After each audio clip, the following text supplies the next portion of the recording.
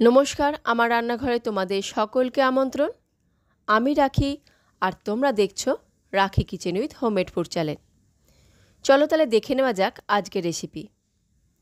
এখানে আমি নিয়ে নিয়েছি 200 গ্রাম মতো পুঁই শাক। পুঁই শাকটাকে ভালো করে পরিষ্কার করে নিয়ে প্রথমে গুঁড়াটা বাদ দিয়ে দেব। তারপর এইভাবে পাতাগুলোকে আলাদা করে কেটে নিতে হবে। তারপর ডাঁটাগুলোকে ছোট ছোট টুকরো করে মাঝখান থেকে চিড়ে নেব। প্রথমে আমি গ্যাস অন করে কড়াই চাপিয়ে দিয়েছি। এবার কড়াই গরম হয়ে গেলে দিয়ে দিলাম 6-7টা বড়ি।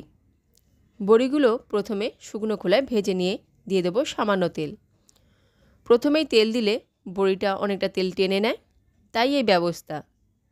বড়িগুলো আমার ভাজা হয়ে গেছে, এবার একটা পাত্রে তুলে রাখবো।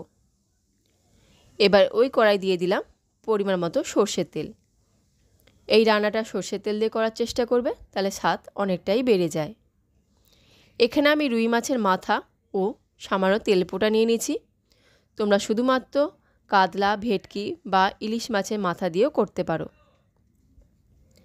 তবে এই রেসিপিটা সাধারণত রুই মাছের মাথা বা কাতলা মাছের মাথা দিয়েই হয়ে থাকে। ঢাকা দিয়ে মাছের মাথা ও তেলগুলো ভেজে নেব। অবশ্যই ঢাকা দিয়ে ভাজবে, তা না হলে তেল ছিটকাতে পারে। মাছের মাথা ভাজা হয়ে গেছে, এবার একটা পাত্রে তুলে রাখলাম।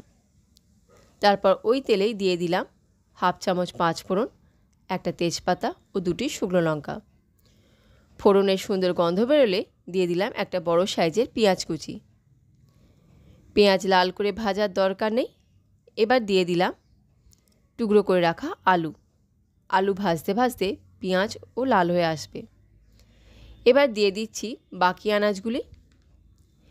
এখানে তোমরা তোমাদের পছন্দ অনুযায়ী আনাজ ব্যবহার করতে পারো, তবে আমি এখানে কুমড়ো, বেগুন, তরুলি, সামান্য কাঁঠাল বীজ ব্যবহার করেছি। কাঁঠাল বীজটা অবশ্যই অপশনাল, এটা আমার হাতের কাছে ছিল তাই আমি দিয়ে দিলাম, তবে তোমাদের কাছে থাকলে দিতে পারো। এটা খেতে অনেক সুন্দর লাগে। এই আনাজের সঙ্গে দিয়ে দিচ্ছি পুঁই শাকের ডাঁটাগুলো, নইলে সেদ্ধ হতে টাইম লাগবে। তারপর মশলার মধ্যে দিয়ে দিলাম পরিমাণ মতো নুন, হলুদ, লঙ্কা গুঁড়ো ও 1 চামচ জিরে গুঁড়ো। তারপর ভালো করে ভাজা ভাজা করে নিয়ে সামান্য জল দিয়ে সেদ্ধ হতে দেব। ঢাকনা খুলে দেখে নিচ্ছি আলু সেদ্ধ হয়ে গেছে কি না। আলু আমার সেদ্ধ হয়ে গেছে। এবার দিয়ে দিলাম 1 চামচ আদা রসুন বাটা। আবারও ভালো করে কষতে থাকবো। তারপর দিয়ে দেব টুকরো করে রাখা পুঁই শাক। এটা মিহি করে কেটে রাখার দরকার নেই। এবার শাকের সঙ্গেই দিয়ে দিচ্ছি ভেজে রাখা মাছের মাথা। তারপর আবারও ভালো করে কষে নিয়ে দিয়ে দেব 1 চামচ মতো চিনি। ভালো করে কষে নিয়ে দিয়ে দেব ঝাল অনুযায়ী 4টি কাঁচা লঙ্কা।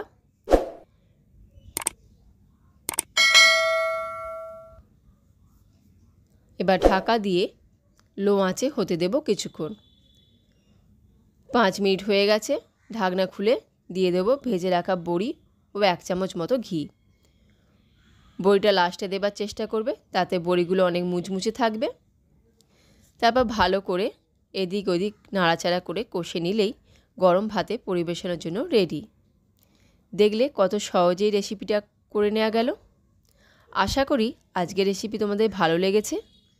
ভালো লাগলে লাইক, শেয়ার, কমেন্ট করতে ভুলো না যেন।